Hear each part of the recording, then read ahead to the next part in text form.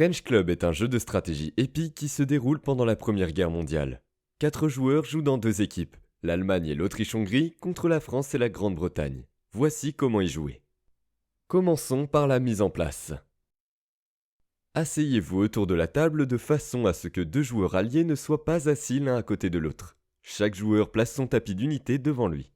Si vous jouez pour la première fois, nous vous recommandons de vous familiariser d'abord avec les différents types d'unités. Trouvez la figurine correspondante pour chacune des 10 sections sur le tapis d'unité. Une figurine va sur chaque emplacement du tapis d'unité, à une exception près. Pour l'infanterie, il existe 2 versions. L'infanterie montée à cheval et l'infanterie régulière à pied. Ce sont les mêmes unités, à l'exception de leur vitesse de déplacement. L'infanterie à cheval est plus rapide. Tous les types d'unités sont les mêmes pour chaque faction, à 2 exceptions près. La France et l'Autriche-Hongrie ont un obusier, qui est celui-là, tandis que la Grande-Bretagne et l'Allemagne ont un canon de campagne. C'est une unité similaire, mais la figurine a un petit bouclier à l'avant. La deuxième exception est l'unité en bas à droite. Il s'agit d'une unité spécifique à un pays qui est différente pour chaque faction. Commençons par la configuration du jeu. Le joueur Autriche-Hongrie commence la partie avec 3 bons de guerre, c'est-à-dire de l'argent. Commencez maintenant à distribuer 3 jetons de départ à l'envers à chaque joueur. Chaque joueur prend ses 11 unités et les divise comme il le souhaite en 3 groupes sur ses jetons de départ. Cela définira les 3 armées avec lesquelles vous commencerez. Vous pouvez répartir les unités comme vous le souhaitez. Si vous jouez pour la première fois, nous vous recommandons la configuration suivante. Sur le premier jeton de départ, placez l'infanterie montée, le véhicule blindé et l'avion de chasse. Sur le second, placez votre infanterie, le char, votre obusier ou canon de campagne et votre canon anti-aérien. Sur le troisième jeton, placez vos unités restantes. Après que chaque joueur ait défini ses 3 armées de départ, il est temps de les placer sur la carte. Notez que les jetons sont retournés. Vous ne savez donc pas où vos armées vont se retrouver. Lancez un dé pour déterminer qui peut placer ses unités en premier. Ensuite, allez dans le sens des aiguilles d'une montre. Le joueur qui commence retourne l'un de ses jetons et trouve le numéro correspondant sur le plateau de jeu. Le joueur y place alors sa première armée. Il doit placer une unité au milieu, sur le numéro, et le reste des unités dans les champs adjacents autour d'elle. Puis, dans le sens des aiguilles d'une montre, le joueur suivant fait de même. C'est un 2. La position est ici. Une unité va au milieu, les autres unités vont autour d'elle. Le plateau de jeu devrait ressembler à ceci maintenant. Et nous pouvons commencer le jeu à proprement dit. Lancez à nouveau un dé pour déterminer le joueur de départ, puis allez dans le sens des aiguilles d'une montre. Maintenant, le premier tour commence. Chaque tour se compose de 6 phases différentes, ce qui est également indiqué sur la feuille de référence rapide. La première phase consiste à déplacer les troupes, puis de nommer des attaques, faire des combats, collecter votre argent, réparer les unités et enfin acheter des unités supplémentaires. Chaque joueur joue ces 6 phases, puis c'est au tour du joueur suivant et celui-ci joue les 6 phases. Examinons d'abord la phase de déplacement. Lors de la phase de déplacement, le joueur peut déplacer toutes les unités qu'il souhaite. La distance que peut parcourir une unité dépend de sa vitesse et du terrain sur lequel elle se déplace. La vitesse de l'unité est indiquée sur le tapis de l'unité. Ce véhicule blindé a 4 points de mouvement. Pour plus de commodité, les points de mouvement sont également marqués par des petits points sur la figurine elle-même. Les différents types de terrain consomment une quantité différente de points de mouvement. Les prairies ordinaires consomment 1 point de mouvement par hexagone. Les routes ne consomment qu'un demi-point de mouvement, les forêts 1,5 point de mouvement. Pour rentrer dans un champ d'eau ou conquérir un fort ennemi ou neutre, il faut un tour complet. Entrer dans un propre fort ou monter à bord d'un camion de transport ne coûte qu'un demi-point de mouvement. Il y a une exception. Lorsqu'une unité n'a plus qu'un demi-point de mouvement à la fin de son tour, elle peut encore se déplacer vers un hexagone de prairie. Cette règle a pour but d'éviter que les convois ne se bloquent sur les routes. Voyons maintenant comment cela fonctionne. Ce véhicule blindé a 4 points de mouvement. Je vais d'abord aller dans une forêt, ce qui prend 1,5 point de mouvement, sur une route, un demi-point de mouvement supplémentaire, donc nous en sommes à 2. 2,5, 3, 3,5, 4. Le tank a 3 points de mouvement. Alors j'y vais. 1, 1,5, 2, 2,5, 3. Notez que la règle d'exception permet de se déplacer sur un pré avec votre dernier demi-point de mouvement. L'infanterie a 2 points de mouvement, je vais bouger. Un demi. Et je décide de m'arrêter ici, car je veux conquérir le fort au prochain tour, et cela prendra le tour complet de mouvement de l'infanterie.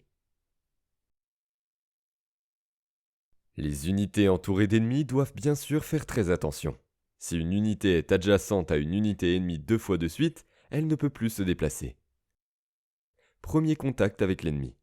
Deuxième contact ennemi consécutif. Le char ne peut plus se déplacer. Les fantassins peuvent capturer des forts neutres ou ennemis.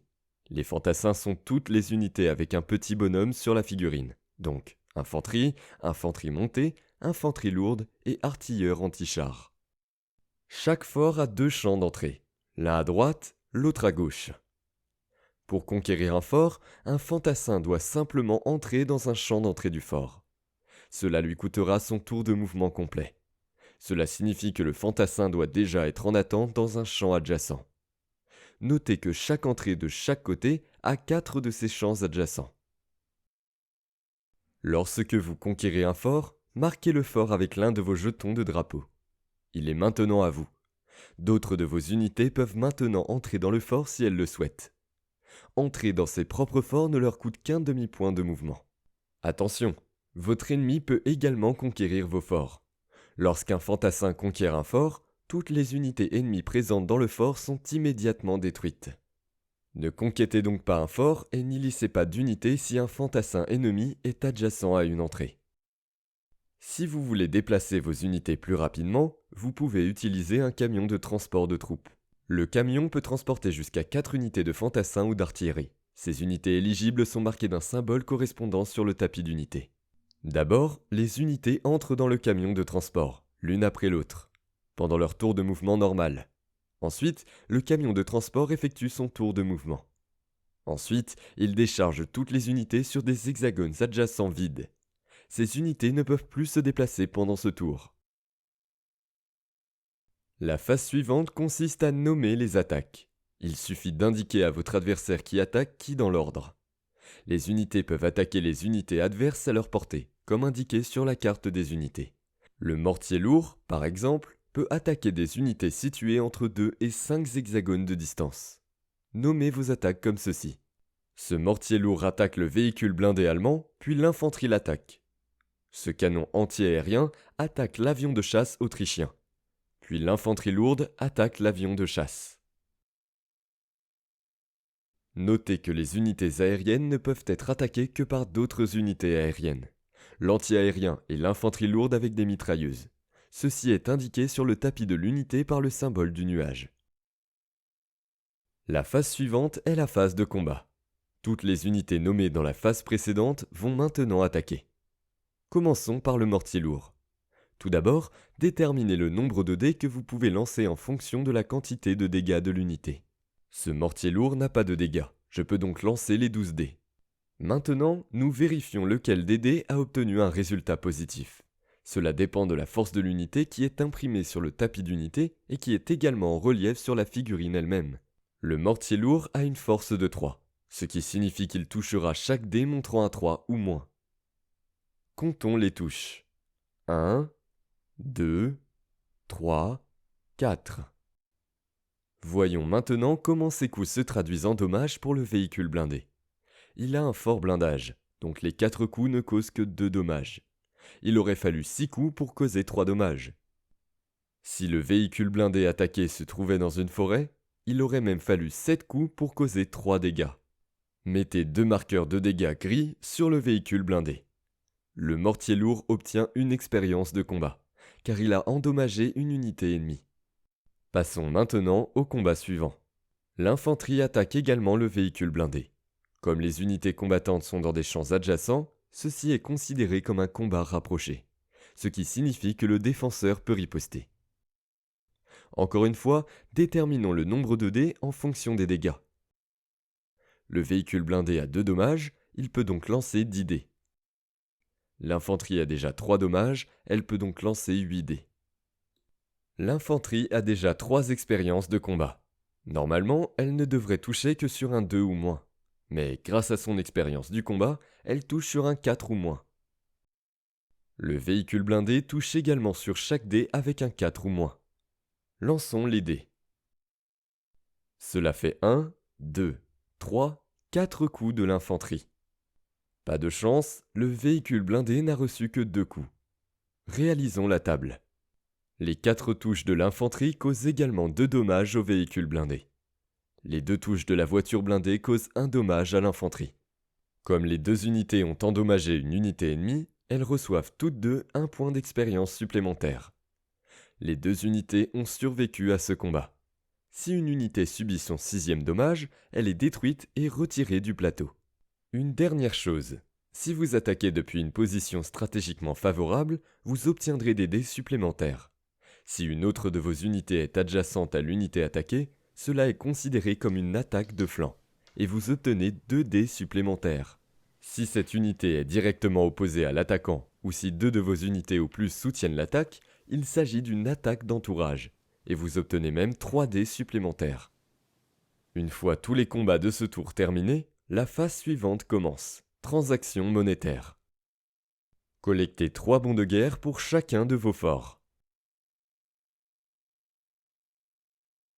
Vous pouvez maintenant réparer les unités dans vos forts. La réparation prend un tour complet et coûte ce qui est indiqué sur le tapis de l'unité. Tous les marqueurs de dommages sont retirés de l'unité. Enfin, de nouvelles unités peuvent être achetées. Paie le prix d'achat et place la nouvelle unité dans n'importe lequel de tes forts. Le tour du joueur est maintenant terminé, et les joueurs suivants prennent leur tour, l'un après l'autre, dans le sens des aiguilles d'une montre. L'équipe qui, la première, occupe 9 forts ou détruit toutes les unités ennemies remporte la partie. Cependant, il arrive souvent qu'une équipe se rende avant que cela ne se produise. Vous êtes maintenant prêts pour votre première partie de Trench Club. Merci d'avoir regardé et bon jeu!